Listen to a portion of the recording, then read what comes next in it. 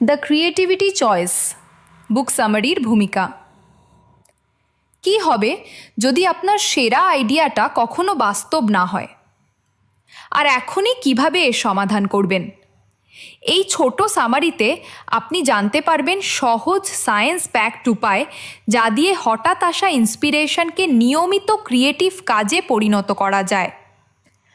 আমি ব্যাখ্যা করব কেন ট্যালেন্টের চেয়ে মাইন্ডসেট বেশি জরুরি, সেই সব ছোট ছোট ডেইলি হ্যাবিট যা ক্রিয়েটিভিটিকে রিপিটেবল করে তোলে, এবং প্রজেক্ট শুরু করা, ফোকাসড থাকা আর শেষ করার সঠিক স্টেপগুলো কী।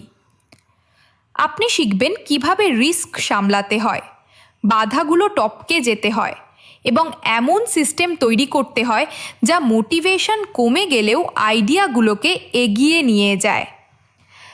আপনি প্রজেক্ট লঞ্চ করুন, টিম লিড করুন, বা প্রতিদিন আরও অরিজিনাল হওয়ার চেষ্টা করুন। এই ভিডিও আপনাকে আইডিয়ার ওপর কাজ করার জন্য প্র্যাকটিক্যাল টুলস দেবে এবং ক্রিয়েটিভিটিকে এমন একটা চয়েস বানাতে সাহায্য করবে যা আপনি সব সময় বেছে নিতে পারেন। Welcome to creativity Bengali book summary episode 7।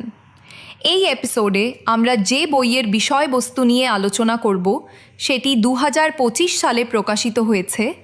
বইটির নাম হলো the creativity choice, the science of making decisions to turn ideas into action. বইটি লিখেছেন জোরানা ইভসেভিচ প্রিঙ্গল।